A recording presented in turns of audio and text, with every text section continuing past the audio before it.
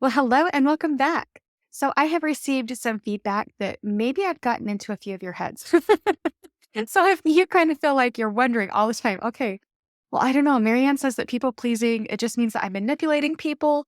Like, am I a manipulator? If I'm really in your head and you need a little bit of clarification around if you are genuinely pleasing people or if you're people pleasing, then this episode is for you. I hope that I can create a bit more clarity for you around what's going on for you. So today we're going to be exploring those differences, the difference between people pleasing and pleasing people, because they can look really similar, right? I mean, from the outside looking in, it might be the exact same behaviors on the outside, but it's what's happening inside of us that can give us the information around what it is that we're actually doing, if we're doing something in order to manipulate or just out of the kindness of our hearts. And so, really, it can be hard from the outside to recognize what's going on for us. It really takes turning inward. So, I'm going to list out 10 attributes for both people pleasing and pleasing people so you can have something to compare and contrast with and see if you can better understand what is going on for you. So, all right, number one for the people pleasing is being not just accommodating, but overly accommodating of others. So, notice what's happening for you. There is a difference between being accommodating and being overly accommodating. And again, only you will know on the inside which one it is for you. Is this creating feelings of resentment? If so, then you might be overly accommodating, right? So, check in with your heart and see where you're at and see what's going on for you. Number two, submitting to another person's will without expressing your own. Now, sometimes we just choose to do this, right? It's like, oh, sure, like it's not a big deal. I've given the example on here before about which movie we're going to watch for date night, right? And sometimes it's really not that big of a deal. But again, check in with yourself and notice, okay, am I experiencing some resentment? Am I feeling unseen and unheard? Am I creating further imbalance by not actually vocalizing what it is that I want right now? If so, then you might be people pleasing. All right, now number three, people pleasing is saying yes out of fear of conflict. And what I want you to notice here is that there's a huge difference between saying yes to keep the peace with a heart of peace and saying yes to keep the peace when you actually have a heart of war. Oftentimes we are self sacrificing, right? And it's like, fine, I'll be the bigger person, I'll do this thing. But if you're doing it from that place of resentment and thinking, well, then they will then return the favor and they will honor and acknowledge what it is that I want the next time, just notice that. And it's okay to even state that out loud, right? Maybe you are not people pleasing if you actually state that intention out loud where it's like, hey, like I'm willing to do this thing and bend in this moment. And next time, can we please honor my desire in that moment, right? So just really noticing, okay, am I keeping the peace with a heart of peace? Or am I keeping the peace with the heart of war, where on the outside it looks like we're experiencing peace in relationship, but internally I'm having a lot of anger and resentment right now. Again, the behaviors are the same, right? We're saying yes to something, but internally something very different is happening. And one way of showing up is very supportive for the relationship, and the other way of showing up is actually counterproductive for the kind of relationship that you want to create. And number four, difficulty saying no.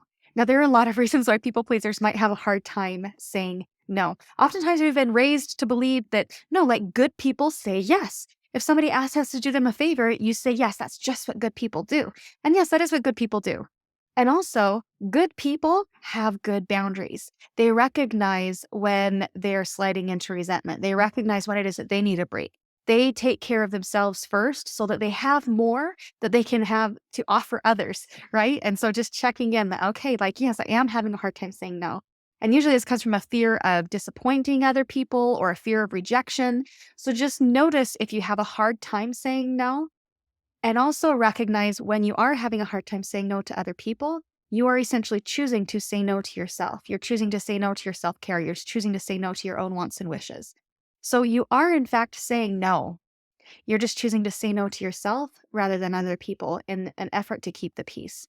All right, number five, excessively apologizing and taking on the blame rather than owning your peace and allowing other people to own their peace. Now, everything that we do is co-created, right? We've talked about that here on the podcast before, that everything that we experience in a relationship, every conflict is co-created. And so even if you only have a tiny little piece to own, be willing to own that piece or allow the other person to own that piece rather than taking on the entire blame for yourself. And a lot of times it looks like this. It looks like I made a mistake. I'm bad. I won't do it again, and those are good things to say in resolution when you've experienced conflict. But just notice if you are maybe possibly over owning and not allowing the other person to also take ownership of their piece, or not expressing that, yes, I am willing to own that I did this. And also, can you please own that this also impacted me in this way? So be willing to allow space for the other person to also take ownership rather than taking it all on yourself 100%. All right, number 6, seeking approval. Now, sure, like we all seek the approval of others, right? But just notice if you are placing the approval of others above your approval of self. Because when we're doing that, we're essentially a little bit out of integrity. We're saying, no, somebody else is more important. And then we're living according to someone else's standard for us rather than our own standard of us. And that is being out of alignment and out of integrity with yourself. So while we all do seek that external validation, I'll just give a silly example. Um, sometimes I'll hear a high schooler say something like, well, I think I want to wear this, but I want to see what my friends say first to see if this outfit's a dumb outfit. And it's like, well, okay, really check in with yourself. Do you like that outfit? So why is their opinion more important than yours when you're the one wearing it? So just notice if you're placing the approval of other people higher than your approval of yourself. Number 7, avoiding personal needs. Now, this is the person that sacrifices their own needs in an effort to fulfill something for somebody else. And this can be okay for a short season, right? It's good to be self-sacrificing. We all want to do kind things for other people. But notice if you're feeling burned out, just remind yourself that you can't pour from an empty cup, right? Take some time to refill. Take some time to identify and fulfill your own needs, because that's the only thing that's going to make loving and serving other people more sustainable for you. So really take that time to fill your own cup rather than avoiding fulfilling your own personal needs. All right, number 8, a constant need for validation.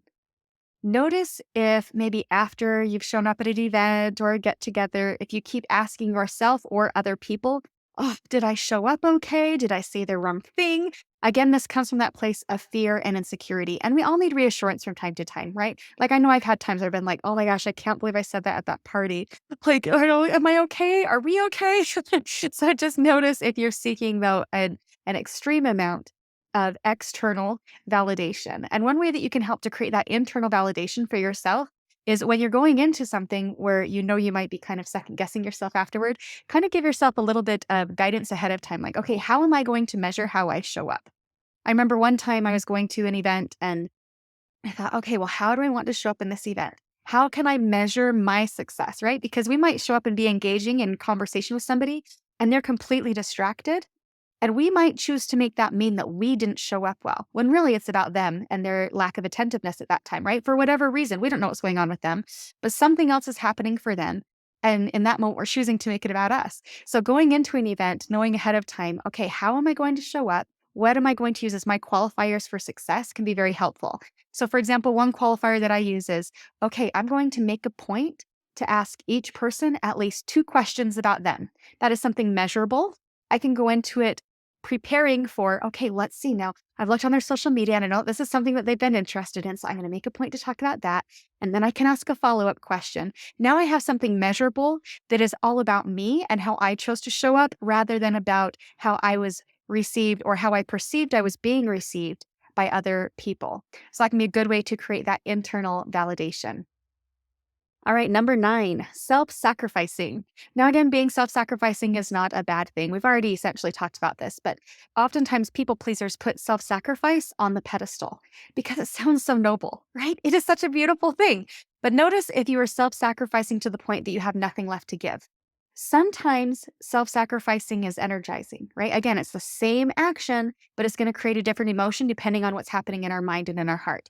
So sometimes when you self-sacrifice, it can be really energizing, and sometimes it can be really draining. And so just remind yourself that, hey, it is okay to fill my own needs and I can fulfill somebody else's needs, but this is how much I can self-sacrifice at this moment in time. And also remind yourself when you feel the need to completely take on somebody else's experience that oftentimes this can lead to enabling, where we are essentially robbing them of the opportunity of learning how to navigate these things on their own. So sometimes we do things thinking we're being noble and self-sacrificing when really we might be enabling and it's actually detrimental to both of us because now they do not have the opportunity to learn how to navigate this experience. And also we are feeling burned out and resentful and it's creating negativity for us. So just become a little bit more aware as to, okay, what is this creating for me when I'm self-sacrificing? Is this energizing for me or is this creating burnout? And just check in with self. All right, number 10, anxiety around the idea of disappointing others. Sometimes we're just so afraid of judgment or abandonment that the idea of saying no creates a lot of anxiety. So, again, just notice how you are feeling when you say yes to something. It's okay to take, 5 seconds even, can create a little bit of self reflection to just pause. A lot of times people pleasers, when somebody asks them to do something, they immediately say yes. And their heart is in the right place. They want to do good. But then they don't notice until after the fact that, oh, you know what? I really wish I had said no. I really don't have the time or the capacity right now to take this on.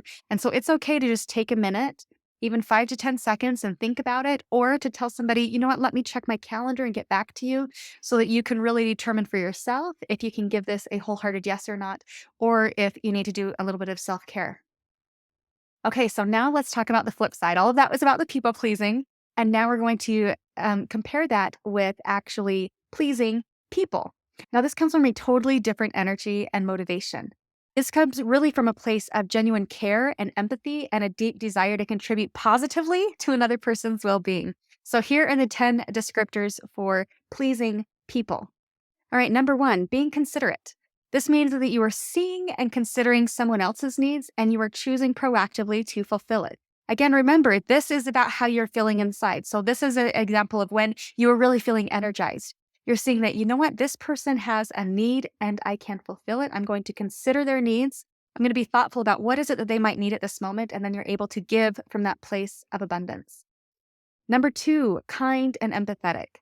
Now, again, this is such a different feeling than when you're saying yes to something rather than out of kindness and empathy, when you're saying yes because you're seeking reassurance or validation that you are okay, right? When you're able to approach something from that kindness and empathy, you really are coming at it again from that place of abundance. You're feeling secure in yourself. You're not saying yes because you're seeking external validation, but because you just feel in your heart like, this is really what I want to do, and this is really how I want to go about doing it. All right, number 3, generous. It's all about recognizing that, you know what, I have enough in my cup that I can actually share. And I am choosing to share what is in my cup. And so this is really coming at it from a full cup mentality versus an empty cup mentality. So again, it might be that self-sacrificing, but it comes from those two different places. The one is coming from a place of abundance that I just have so much love and concern and empathy and compassion that I want to offer this person.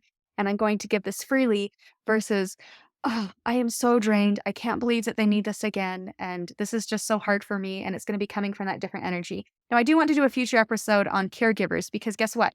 Caregivers, you are going to be experiencing a lot of the burnout, but it's still something that you're choosing proactively. So I'm going to be doing a whole episode on that coming up in the future. I'm not quite sure when that will drop, but just know that that is something that I am aware of, is that there are people in situations where they really are feeling burned out and it really is a struggle. But that doesn't mean that they're people pleasing. They still are trying to please people and do what they really feel is best. But sometimes those negative emotions are still a part of that. Number 4, cooperation. Now, sometimes we do things that we don't necessarily want to do because what we are seeking, even more than what we want, is to have cooperation and compromise. And that is a beautiful place to approach things, right? From that energy of cooperation and compromise. It really helps to shift the energy and make it into something that is mutually beneficial. And when we're able to recognize that this is something that we're choosing on purpose and that that is our top priority, that we are prioritizing compromise and cooperation even more than we're prioritizing our own needs, we can recognize that, okay, this is my top priority and I'm choosing this on purpose. And that helps us to move forward with that heart of peace.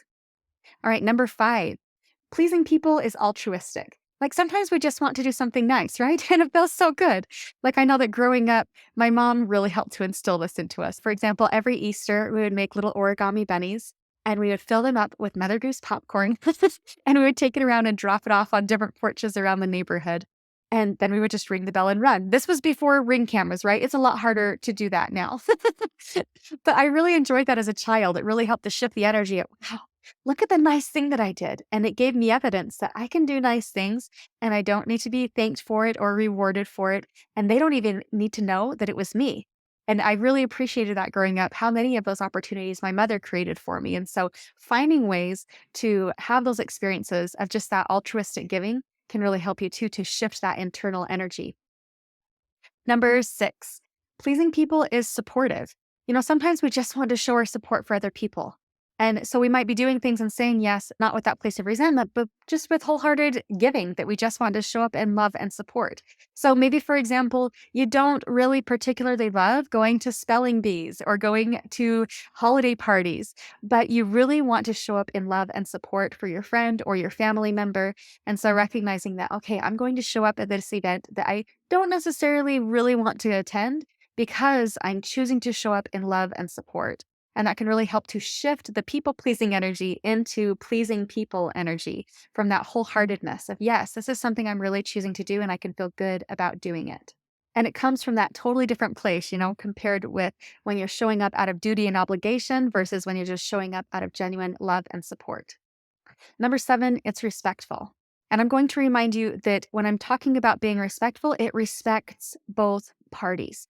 Okay, we're not working to fulfill somebody else's needs at our own expense that's going to leave us drained and leave them feeling abundant, but rather it's respectful of both parties, meaning that it is mutually beneficial. We're finding ways to show up through that genuine lens of, I am pleasing people, I'm choosing this on purpose, I'm choosing to come through this positive lens. So then both people at the end are feeling that sense of abundance. When it's mutually beneficial and mutually respectful of each other's time and energy, you can really, truly feel that. So just remember that respect is about respecting the other person as well as yourself. All right, number 8, attentive to another's needs. Now, this one is very similar to showing up in love and support, but is choosing on purpose to honor and fulfill another person's needs, not because you have to, but because you are choosing to. And maybe they asked for something in particular, or maybe they didn't, but you are choosing on purpose to show up and really be attentive to the other person's needs. And again, like the respect, this is about being attentive to the other person's needs while also being attentive to your own needs. So, for example, maybe somebody has requested, hey, we're doing a meal train for this family in need. Can you bring them a meal? It's like, yes, I can bring them a meal. However, I'm not going to be able to bring the meal until Wednesday. Okay, you're still able to show up in love and kindness, and you're also respecting your own calendar and your own timeline. And so, really, it's choosing to be attentive to both parties' needs. All right, number 9, positive and uplifting. So a couple of months ago, I was shopping with my daughter and she was buying some of her favorite drinks. And this random guy who you're probably going to be meeting here on the podcast in the next little while, he showed up and he's like, oh, hey, they're my sponsor. I can just get those drinks for free if you want. And he bought her drinks. And that just totally made our day, right? And then we kind of parted ways and some really cool things are going to be coming from that experience. But I really appreciated and admired that he was intentionally going out into the world seeking for things that he could do that were positive and uplifting. There were no expectations around how he would reciprocate his buying of my daughter's drinks, but just seeking out those ways to be like, okay, is this something that is positive and uplifting? It shifts that energy out of that duty and obligation, which is like, yeah, this is something I totally have the ability to do. I'm coming at it from this place of abundance. It's a little thing, right? Each of those drinks were just over $1, but it totally made my daughter's day. And so just looking for those little ways to be positive and uplifting can really help to shift you into the pleasing people mentality. All right, number 10, a willingness to help without sacrificing personal boundaries. Now, I know that a lot of these things sound really repetitive, but I really just want to drive that point home. And, this can be maybe a silly example, but I really want you to think about it. If somebody called and said, hey, I need to go to the dentist, I'm going to take your appointment, we might be like, oh, that's a little interesting. No, I also really need to get a cleaning. So I'm going to keep my appointment, right? So recognizing that we both have needs, that they're both valid, or maybe they are going to the doctors and it's like, okay, well, I need to go to the doctor. So you need to cancel your appointment so that I can have an appointment. Now, just remind yourself that no, there is room for all of us to have our own dental appointments, our own doctor's appointments. There is room for both. And honoring and acknowledging that, yeah, okay, we can figure out a way to get both needs met, to get both of us to the dentist and both of us to the doctors without me sacrificing what it is that I need in order to maintain my personal well-being. All right. So, in summary, while on the outside, then the actions can look very, very similar. And in fact, oftentimes they look identical. The key difference between people pleasing and pleasing people lies in the motivation behind the behavior and the impact that it has on your own personal level of well being. And only you can know that. So, as you're listening here on the podcast and you're thinking, oh no, MaryAnn's going to say that I'm a manipulator, I am not saying that you're a manipulator. Okay. I'm not saying that you're doing anything wrong. Only you can decide what kind of energy you're bringing into that exchange, and you get to decide that. So, I hope that this has brought a little bit more clarity around the differences between people pleasing and pleasing people because they come from very, very different energies. So use your emotions as they come up to identify, okay, what is it that I need in this moment? And then move forward using that information to identify those needs. And as a side note, sometimes we don't recognize until after the fact what our motive was in the moment. Sometimes we say yes and we think that we're believing one thing. And then it's after the fact when we realize that, oh, I guess I was coming at that through a different energy. So again, don't beat yourself up about that. Use the emotions that you experience through these experiences as information to decide what it is you need in the moment and how you want to move forward through it. Use it as information as to, okay, is this a situation where I need to set a boundary? Is this a situation where I need to have a conversation or actually vocalize what my wants and wishes are? Like, use it all as information. Let go of the guilt when you go through an experience and then you do find that you're feeling a little bit of anger and resentment or it's feeling less than, just use it as information. Don't beat yourself up about it. Use it all as information to identify what your need is and how you can move forward through that new inspired lens, right? You now have more information. Be grateful for that. And then choose on purpose how it is that you want to engage moving forward. And as always, if you would like some help or support learning to navigate these exchanges, learning how to set boundaries, or learning how to process emotions, or learning how to shift your energy from the people pleasing energy into the pleasing people energy, come and work with me. You can click the link in the show notes to set up a call and we can just chat about it and see what's going on for you and create a plan that is customized for you moving forward. So I hope you all have a great week and let's talk soon. All right. Bye now.